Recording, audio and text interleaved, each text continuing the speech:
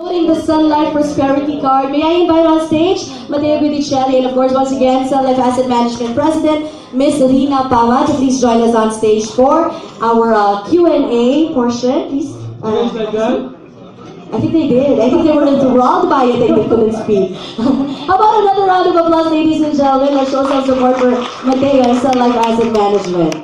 Alright, there you go. Can you take a seat? And of course, Ms. Ina Fuentes from SlamC. Alright.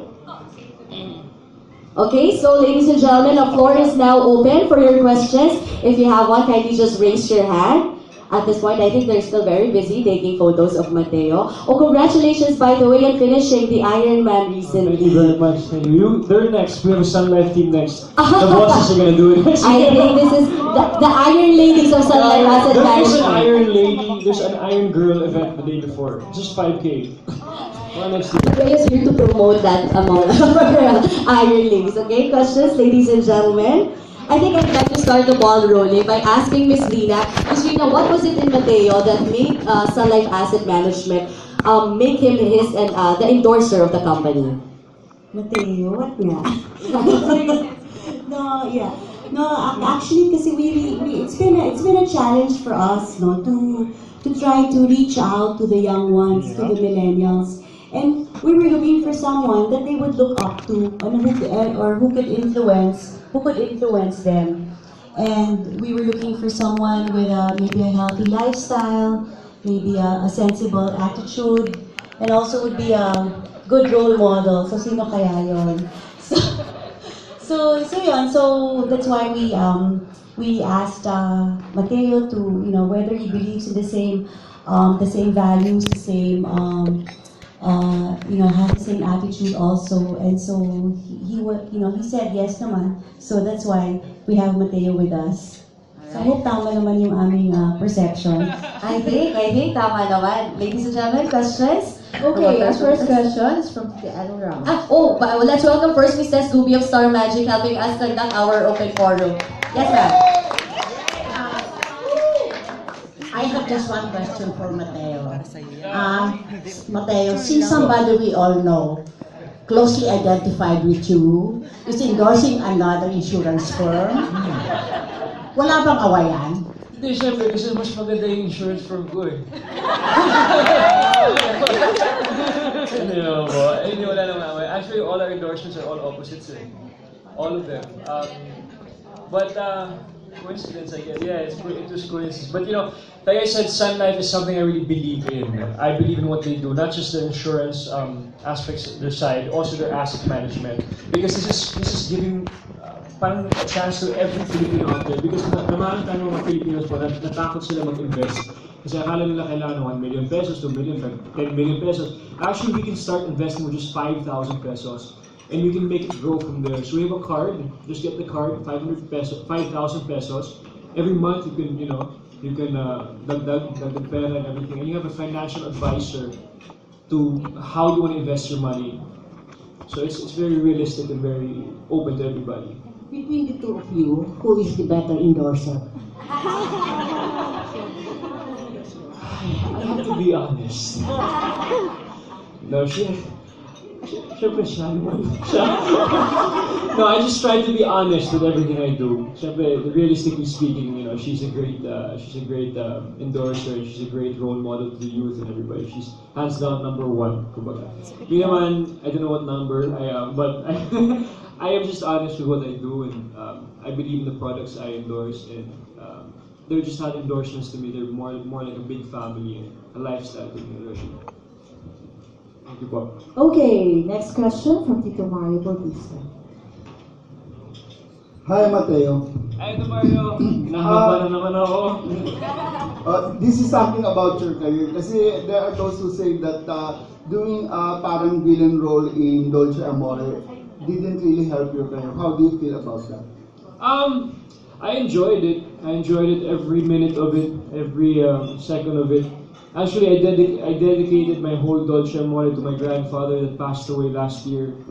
It was his dream for me to have a teleserye in Italian. Sabi ko sa kanya, hindi mangyayari yan dahil sa Pilipinas tayo.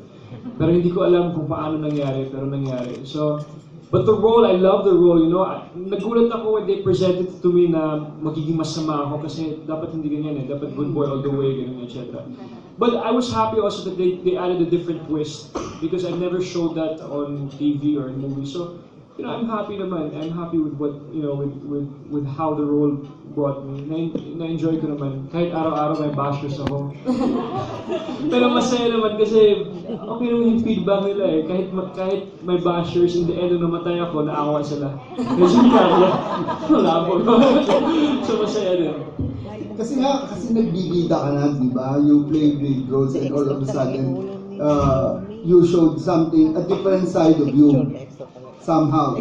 Yes po. I think it's different. I want to start doing more juicier roles in the projects I want to choose, I want to do, the endorsements I want to pick. I want them to have substance and meaning to each and every one of them. Kumbaga. And isa pang sabi, your performance daw sa Iron Man was not that really as expected because Sarah was not there. How's that? Yun din. No, I only had 2 weeks of training sa Ironman eh. So, hindi ko, wala. I wanted to break 5, yung goal talaga namin to break 5 hours sa Ironman. Pero yung natapos ko 5 hours and 30 minutes. Okay na, but sana next year mag-break namin yung 5 hours. It was better than last year also. But masaya naman yung Ironman. So, hindi naman pala dapat sisihin si Sarah. Sisihin din natin konti. Hindi na lang. So, what's next for you after Dolce Amore? Any new movie? What will you do? When is your concert? What is the title? Who will you be with? Wala akong teleserye movie right now, but we're finishing up single. Sa Cinema One po. Yeah. I have another TV show. It's called Wheels by Philippine Star also. It's an ABS-CBN Sports and Action. And we're also preparing for the concert, my 10-year anniversary concert sa Waterfront in Cebu, November 18. Wala dito sa Manila? Cebu muna po. Kasi doon ako nagsimula, so ginawa ko sa Cebu muna. The title's Matteo, Made in Cebu. So Sir Louis Ocampos, our musical director, and Roel Santiago is my director. November 18. Punta kayo mga. Promise ha. Bigyan ko na kayo ng ticket, kayo bahala sa plane ticket. So, congratulations. I hope the concert will be a big hit para madala mo dito sa Manila. Thank you po. My best wishes. Thank you. I think yun yung isa sa mga factors about being young. You know, Matteo can actually experiment with the roles that he plays, you know, with the endorsements that he accepts. And I think that's that's a really good characteristic to have, especially when it comes to handling money. I mean, you have to experiment outside of the bank deposits, di ba? Outside of the traditional medium by how we grow our money. And I think, Ina, we do have a lot of younger people now, right? Getting into investing.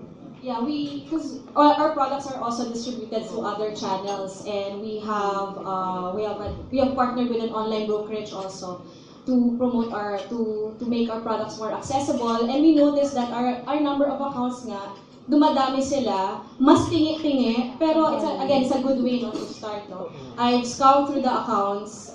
May iba doon na they do that opening ng 5,000, tapos may regular na 1,000 silang nilalagay.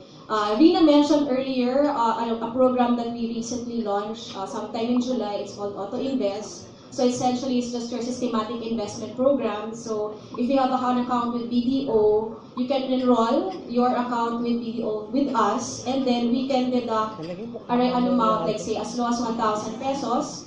Then you can do a monthly or a quarterly debit from your account, and it automatically invests into our peso funds. So, may mga nag-enroll na po, tapos ang nakita ko rin, yung mga amount sila, tig-1,000. So again, it's a good way to start that discipline of investing. And if I were to segue to another program that Rina also mentioned earlier, we have what you call Sunrise, which stands for Sun Regular Investment Simplified for Employees. Ito naman, we normally pitch this to companies as an employee benefit, wherein it allows their employees to have that deduction as little as 300 pesos.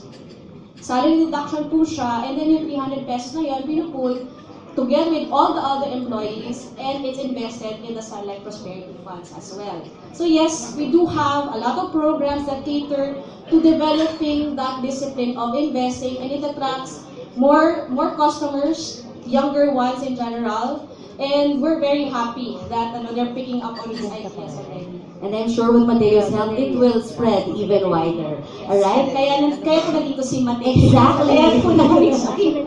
I can actually vouch for that. Oh, I diba? started Prosperity Card last year. It earned 600 agad. And then I added 1,000 every month. So, I think si Miss Des na ang next endorser natin.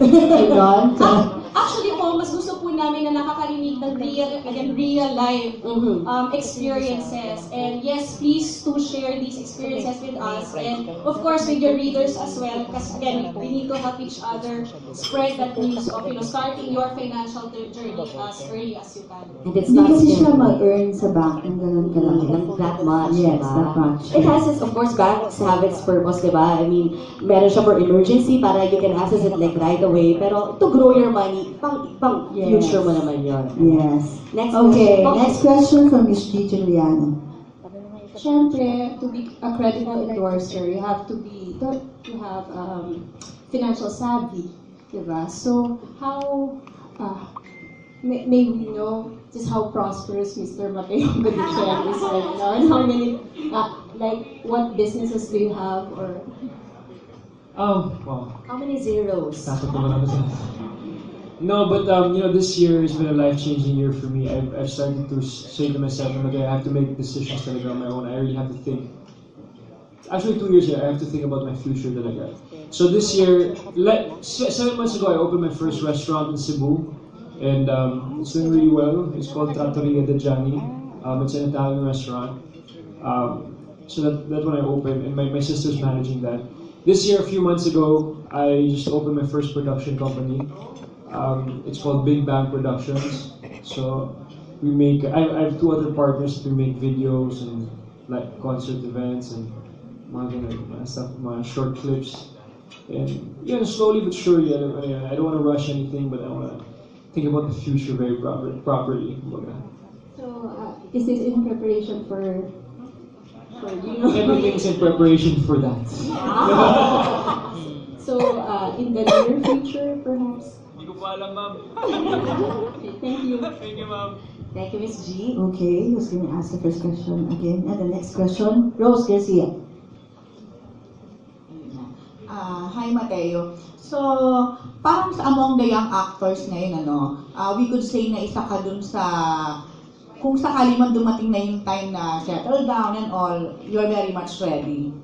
I have so many dreams to fulfill first. There's so many things I really want to complete as me and as my own, as an individual, kumbaga.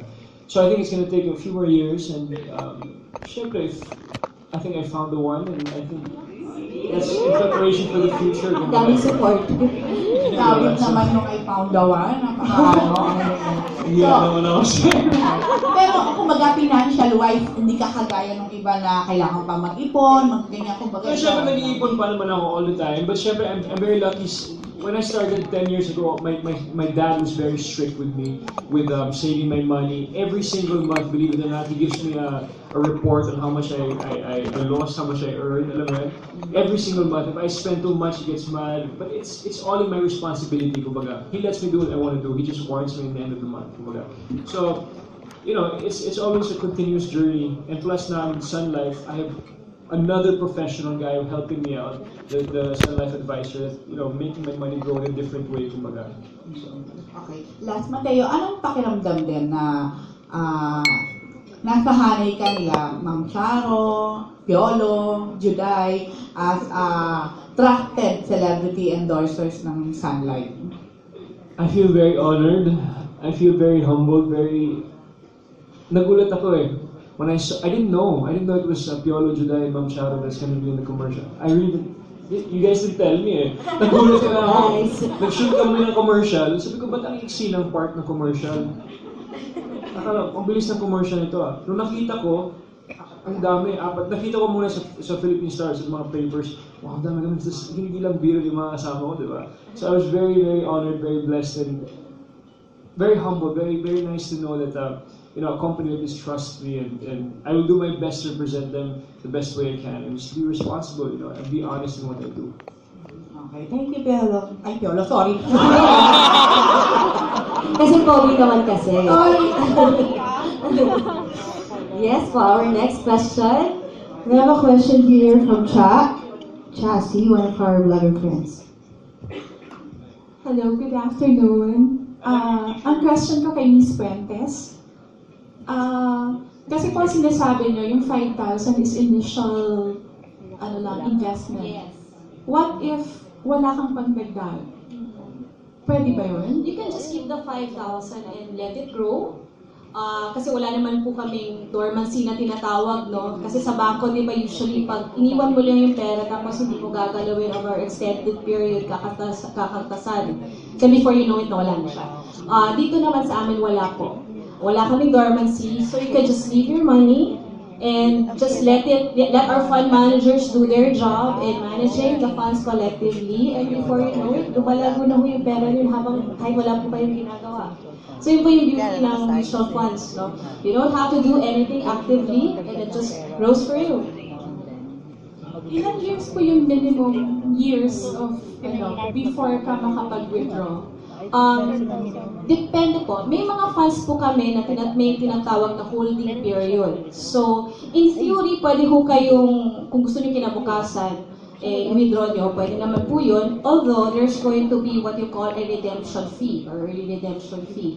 May mga funds naman kami na actually wala po. So, but we do encourage that you keep your money at least 3.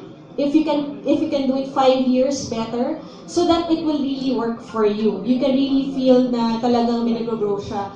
Kasi po, if you go in and out, sa pag-chinuture nyo, yung pera, parang doon, di ba parang po sa puhunan din yan, di ba? So, kung may business po kayo, when you put in your money, you don't take it out naman kaagad, di ba? You let the business run for a while, then see whether it's working or not. Ganun din po yung konsepto ng mutual funds. Kailangan paganahin nyo muna. So, ang recommendation po namin, anywhere between 3 to 5 years, ideally on 5 years, kung kaya nyo ng 10 years nyo po. So, ang sinasabi ko po sa mga taong gusto mag-invest, gamitin nyo yung perang kaya nyo kalimutan. Diba? So, it's something, and in the event, and alam po din natin, may risk din po sa mutual funds, diba? Hindi naman po lagi may returns or kumikita ka. So, on the flip side, yung pera pong ilalagay ninyo, yun din yung kaya ninyong mawala, just in case hindi po, there's a financial crisis or something, which we have seen happen, diba? So, kung nawala po yung pera na yun, dapat hindi ko ma-impair yung lifestyle natin. Kasi di ba narinig natin yung mga scams? And we're a very strong advocate against scams na may mga nagbibigay sa mga scammers ng lifetime savings po nila. Diba? Tapos, na-scam, nawala, kailangan nila ibenta yung bahay nila, or kailangan nila ipa-adopt yung mga anak nila or something like that, or mangutang para ma-maintain lang yung mga kinakailangan nila sa buhay. So, that's something that we'd like to discourage. So, when you do get into investing, you have to ensure na yung pera na yun, parang just in case mawala yun, okay lang po sa inyo. Kasi the upside is always easy to manage, di ba? Yung pag kumita kayo, but that's something na very welcome to you. But I think in general, a lot of Filipinos, syempre, pag nawala yung pera, una sa lahat, ayaw nga nila isipin na mawala yun. Diba? So, yun yung kailangan, that's something that we need to be comfortable with. Now, what if we lose the money? And if we're okay with losing that, invest na natin. At pag nawala yun, okay lang. Hindi kayo mangungutang, hindi kayo maghihirap. Pero, ideally, sana, mag-grow siya. Diba? Actually, yeah, it's not really namawala, but it's just that the returns fluctuate. So there are years that the returns are up, there are years that the returns are down. So it's something na gusto namin that as, patience, you have to have, patience is a virtue, and you have to, and that's what you have to have dito when you're investing in mutual funds. Ibig sabihin, pag may taon na down siya, antayin nyo lang kasi babalik rin yan, aakyat yan. And as I said earlier, like in 5 years, you can double your money. So usually our average return of investments around 11 to 12% on an equity fund. So on a 5-year basis, that's double already. Of course, we have other funds in between. So depende, no? Depende rin on which para saan yung pera na ilalagay ninyo.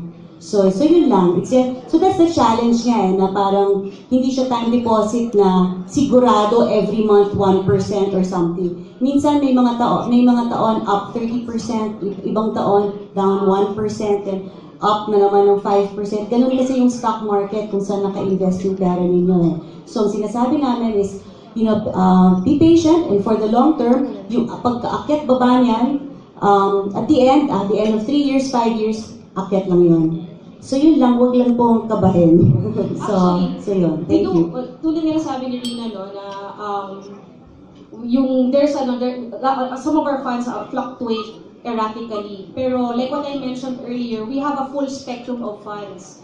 So kung medyo conservative po kayo, meron po kami funds para sa inyo. Kung medyo aggressive naman po kayo and gusto nyo tayaan, for example, yung stock market, meron din naman po kami funds para sa inyo. So, again, we have a full spectrum of funds depending on your risk appetite. And of course, that is why, it's really for the long term. That's why it's very important to partner with a really credible and trustworthy company like SunLife Asset Management. Okay, next question. And I have another Yes, question.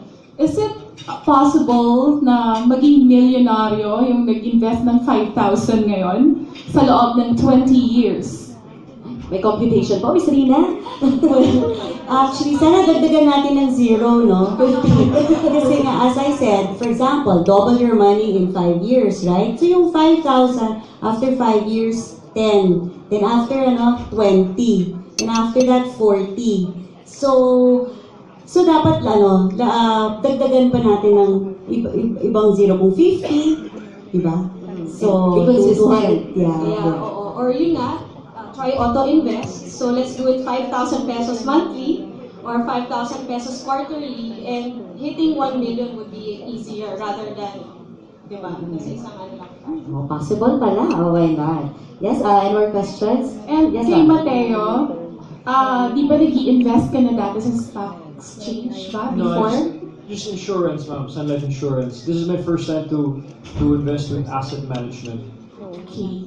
So you started also with the 5,000 or syempre more? I do have a prosperity card. Yes. And I did certified. I did, right? Technically, yeah, I did.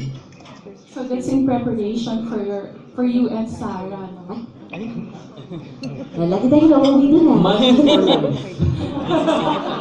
Money for Sarah. Sarah is life. Okay, we have a Next follow-up question. question from Reggie Wala. Sa Masane, paano kung na-dead na yung nag-invest? Paano mababalik na? Makukuha? Actually, if you get any of our insurance products, when the insured passes away, it passes on to the beneficiary. If it's under a mutual fund investment naman, since it's not an insurance, it goes to the estate of the insured. So, that's the regulations in the country right now. Yan, assured na po, meron tayong isang kliyente. Reggie ko na later. Okay, next question. Miss Mercy. Miss Mercy. Good afternoon po. I'm Matteo. 10 years ka na pala sa showbiz. Ano mga naging changes in 10 years bago pa dumating ang changes coming ni President Duterte? Maraming changes yan, ma'am. But I think the biggest change in my career just happened maybe 3-4 years ago. That's when I said to myself, Matteo, you need to start making decisions for yourself. You need to start choosing your projects more carefully, not just your projects, but your endorsements and things you do in life. Because we're all not getting any younger, diba? We're all growing, we need to think about the future, kumbaga, diba? So everything, down to my projects, down to my endorsements, even to my sports, and any life decisions I make, I think about it twice, kumbaga. Kung with SunLife ba, masasabi mo ba na always shiny ang love life mo with Sarah Geronimo? Siyempre ma'am, walang 100% na love life, di ba? May mga up and down din. Just like when investing your money, di ba? But in the end of the day, 100% masaya at approved tayo dyan. So, okay naman. Sana nga. Sana daw. Sige, salamat ha. Salamat na. Thank you. Thank you, Tito Merz. Next, we have Bernie Franco from Beth. To our executives, how much assurance can you give the possible clients that their money can be safe? Kasi while listening to you now, naging interesado rin ako. Tapos you talked about baka biglang mawala. Parang, syempre to people like us, biglang it's alarming eh. So, how much an assurance can you give to people na it's safe to invest when it comes to Prosperity Card? It depends on which product that you take, no? So, we have many products to choose from, and depende kung gaano ka kakabado. So, for example, if you're the type who is, who gets nervous with the fluctuations of the stock market, we have products that are very conservative, like the money market fund, the bond fund, the government securities fund, which you could be satisfied with. Like for example, the money market fund, it's really a very, very safe fund in the sense that it's very steady in terms of the return. But yun nga lang, sometimes it might be considered low. It's like between 1.5% to 2%. Whereas there are very aggressive funds, like for example our equity fund, which is invested in the stock market, which yun nga, the fluctuations can be very vast, no, very wide. So what we do is that pag hindi namin kayo hinahayaan. So before you make any investment, we go through a financial planning session with you. We examine your goals, look at your financial situation, what you can afford, what you can put away, what should be your emergency fund, so that we will be with you as you make your money grow. And of course, there are times when markets change, or when your circumstances change. Which is why we have this initiative of the Money for Life, to make you realize that there's really different needs for every stage.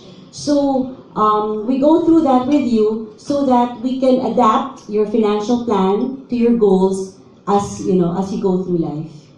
Siguro to add to what Ina has said, SunLife has been in the Philippines more than 120 years, the asset management business for about 16, and our funds are being managed by professional fund managers. Siguro sa next press con natin, imbitahin natin yung CIO namin kasi pogi din yun. Kasing pogi ni Matteo, so that he can also discuss with you naman, investment options, etc. on a more in-depth level. But going back, we've been in the country for a very long time. Tulad ng sinabi ng presidente ng SunLife Financial sa Pilipinas, si Riza Mantari. We've been through 2 world wars. Nakailang presidente na po kami.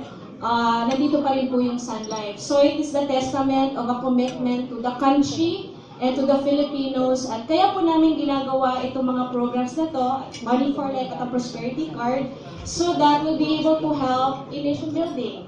Diba? Helping every Filipino start their journey towards financial freedom. Alright?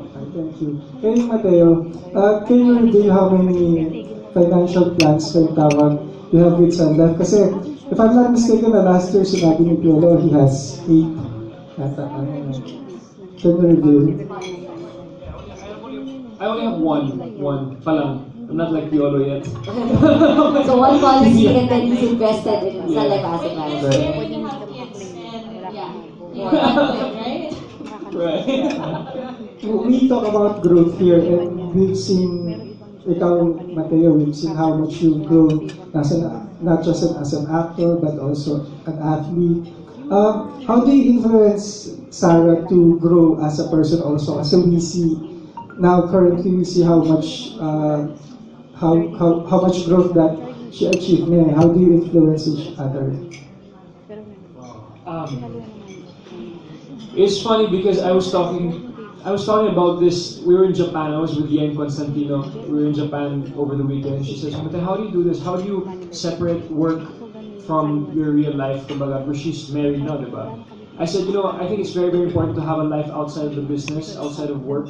So I have my sports, I have my family, I have my friends, and I have my other little businesses outside of show business. Kumbaga. So I separate these things. I always try to tell my friends and Sarah also, it's very, very important to have a life outside of the business. It's nice to go to the beach sometimes, just out of the country sometimes, just for yourself also. You need to have freedom in your soul, in your mind. You can't always be stuck with one thing, because I've realized through the years that this world is so big. There's so many things we can see, there's so many things we can do, and we shouldn't be stuck to do one thing only, and we shouldn't be stuck to only do this. There's so many things out there. So I always encourage them to do other things. Just go, have a free spirit and just live life to the fullest. That makes sense? Yeah, that makes sense? Pang-iliting tanong lang, what do you like to see her do next? I mean, she done pole dancing, culinary course. I thought she's been doing Matteo. Wag muna. But she's been doing a lot. She's been doing pole dancing. She's been culinary, and she's been doing a few things, many things. We climbed mountains. We're gonna climb more mountains, literally and figuratively. I just encourage her to just open her life, to not just work, but to life, to enjoy her life, because she's already 28 and she deserves it. And I think all of us should. We have to enjoy life.